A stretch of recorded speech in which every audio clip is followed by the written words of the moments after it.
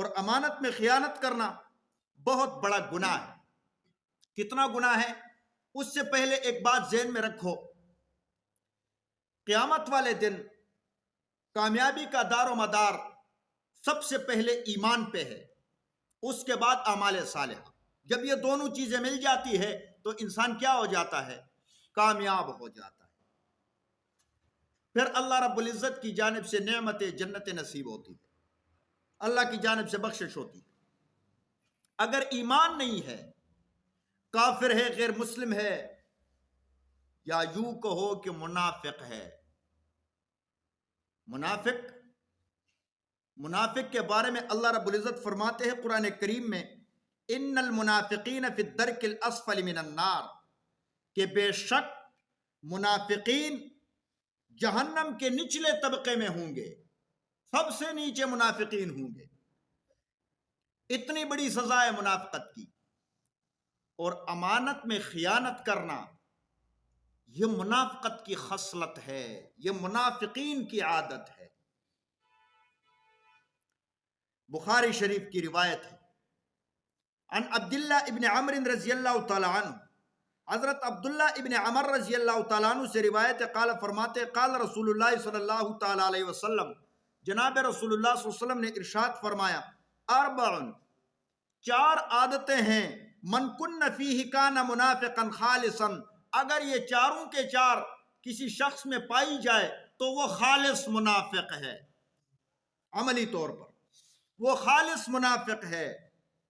ومن كانت فيه خصلة منهن كانت فيه خصلة من النفاق، اور اگر ان چار خصلتوں میں سے، ان چار عادتوں میں سے کسی کے اندر ایک خصلت پائی جائے تو اس میں منافقت کی ایک خصلت پائی جا رہی ہے۔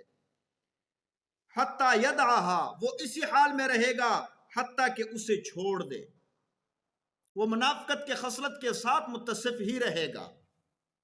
وہ کون سی چیزیں ہیں؟ نمبر ایک، اذا اؤتمن خان، جب اسے کسی چیز میں امین بنایا جائے، اسے امانت سپرد کر دی جائے، خان تو وہ اس میں کیا کر دے؟ خیانت کر دے۔ منافقت کی علامت ہے، منافقت کی خصلت ہے امانت میں خیانت کرنا۔ اور نمبر دو، وَإِذَا حَدَّثَ كَذِبَ، اور جب بات کرے تو جھوٹ بولے۔ جھوٹ بولنا یہ بھی منافقت کی علامت ہے۔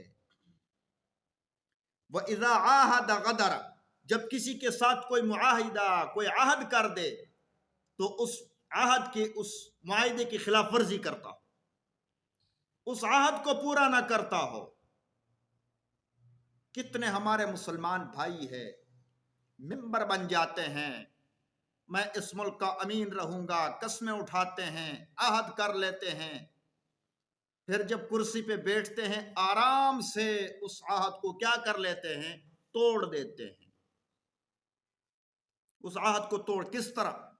دیکھو، کوئی ممبر ہے، کسی حلقے کا ایم این اے، ایم پی اے ہے، اس کے پاس نوکریاں آ جاتی ہے۔ اب یہ نوکریاں امانت ہے اہل لوگوں کی، جو اس حوالے سے اچھے پوزیشن میں ہو، لیکن اچھے پوزیشن والے غریب ہوتے ہیں، جو اس کے اہل نہیں وہ امیر ہوتے ہیں، وہ پوسٹیں انہی کے سپرد کر دیتا ہے۔ ایک تو امانت میں خیانت کی، دوسرا اس نے کیا کر دیا؟ عہد توڑ دیا۔ اس نے تو معاہدہ عہد کیا تھا نا، حلف اٹھایا تھا، تو معاہدے کی خلاف ورزی کرنا۔ کسی کے ساتھ معاہدہ کیا، میرا یہ کام کر دو، اتنی مزدوری دوں گا، مہینے میں کام مکمل ہو گیا، ٹال مٹول کر رہا ہے، پیسے بھی ہے، ایک تو یہ ہے کہ مجبوری ہو، وہ تو الگ بات ہے، سب کچھ ہے، لیکن عہد توڑ دیا۔ کوئی چیز خرید لی، اتنے رقم میں ادا کروں گا، لیکن جب وقت پورا ہوا پیسے دینے کا تو اس نے آگے سے کہہ دیا کہ اب میرے پاس پیسے نہیں ہیں، اپنے یہ گاڑیاں لے جاؤ، یہ چیز لے جاؤ، سامان لے جاؤ۔ پھر وہ غریب اسی کو لے جاتا ہے واپس۔ تو یہ عہد کو توڑنا ہے، جو کہ منافقت کی علامت ہے۔ وَإِذَا خَاصَمَ فَجَرَ، چوتھی خصلت فرمایا کہ جب کسی کے ساتھ کسی چیز میں اختلاف ہوتا ہے، مثال کے طور پہ مخاصمہ ہو، فجر تو بد زبانی کرتا ہے، بد زبانی کرنا شروع کر دیتا ہے۔ آج کل کے دور میں، موجودہ حالات میں، سیاسی جماعتوں کے کارکن اس حوالے سے پیش جب بھی کسی معاملے میں گفتگو کرنا شروع کر دیتے ہیں، سیاسی معاملات میں، وہ ایک کے لیڈر کو گالیاں نکال رہا ہوتا ہے اور دوسرا اس کے لیڈر کو گالیاں نکالتا ہے۔ یہ ہے اذا خاصم فجر، منافقت کی علامت ہے۔ بد زبانی سے بچو۔